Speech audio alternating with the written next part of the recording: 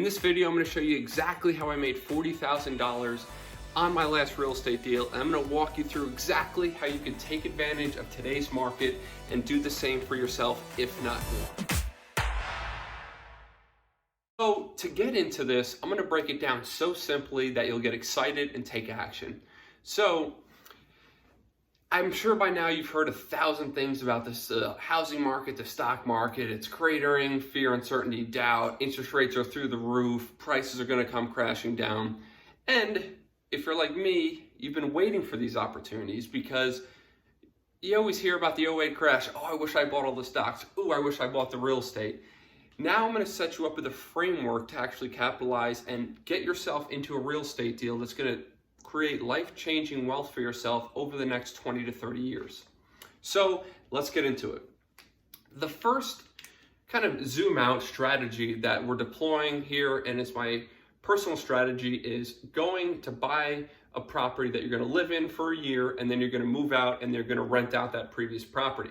So how do you make sure you're going to get a great deal in this very turbulent environment? Well, first things first, you want to put in lowball offers. But how do you know that that offer you're putting in is going to be outstanding, right? How do you know that's going to create generational wealth once you start to rent that out? So let's get into that.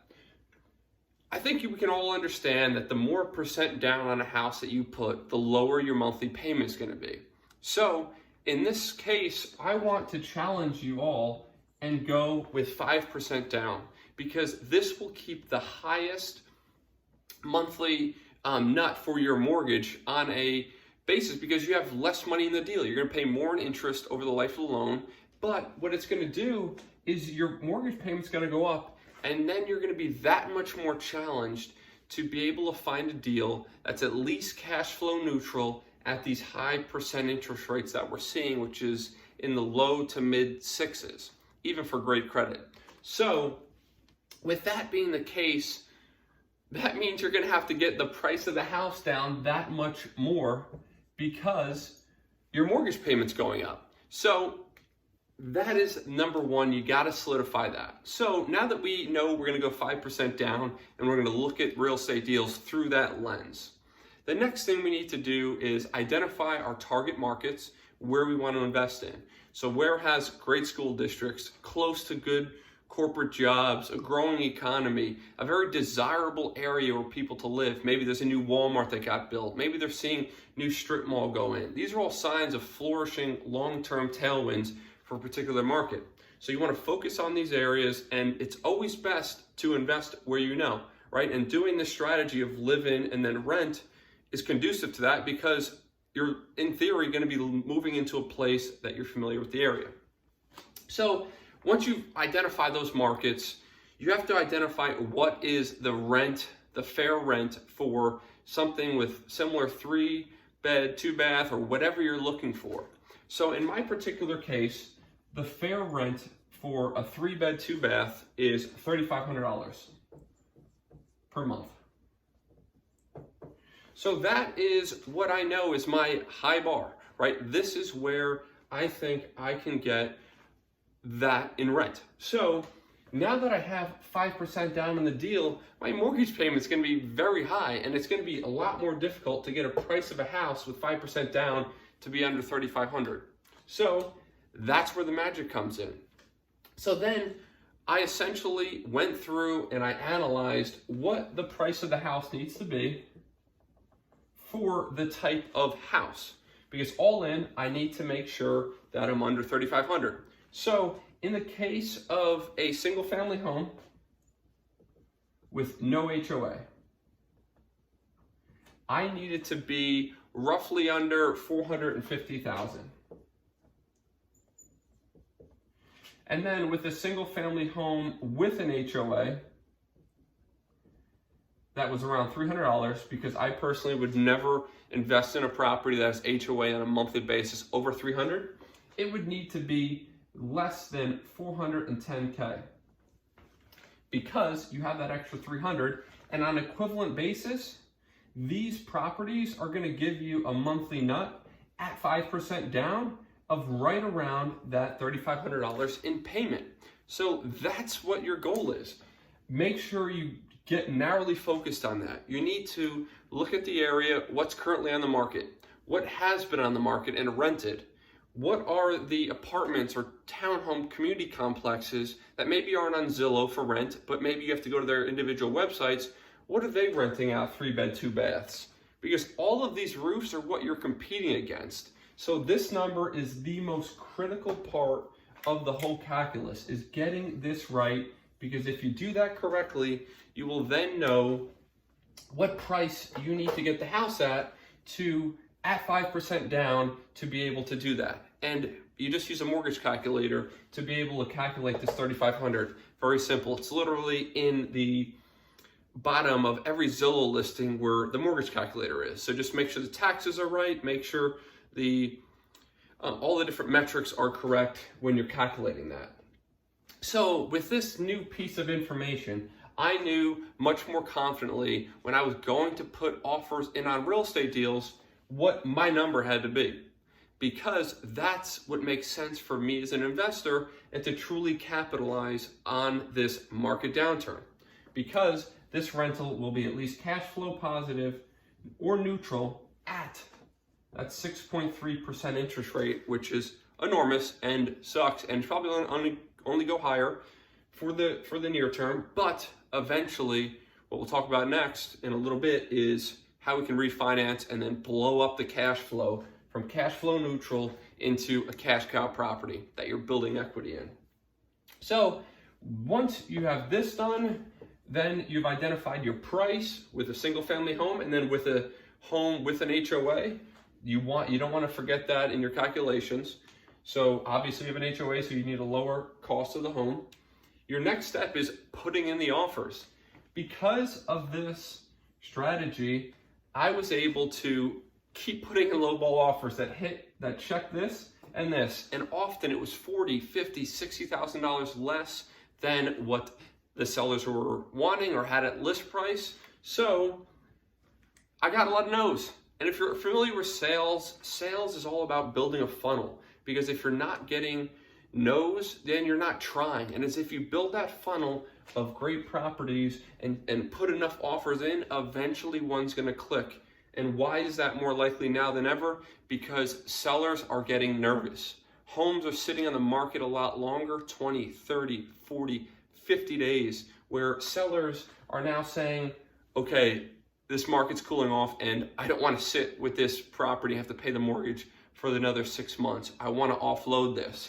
So you're going to get eventually a deal in this range. So exactly after offer number 5 I put in, I finally got my yes, and I put even lower than I thought. So I put an offer in for $400K for this beautiful property with an HOA, but the HOA gave you a pool access, full basketball court, tennis courts, pickleball courts in a beautifully updated community that is in a townhome. And that had a $295 HOA. So I knew that I was set because it was a great price of the property that at 6.3% interest, I'm going to break even on my cash flow. So put that offer in, got my yes. Now I am in this property because this market is, and okay, how did I get the extra $40,000, right? How did I make that?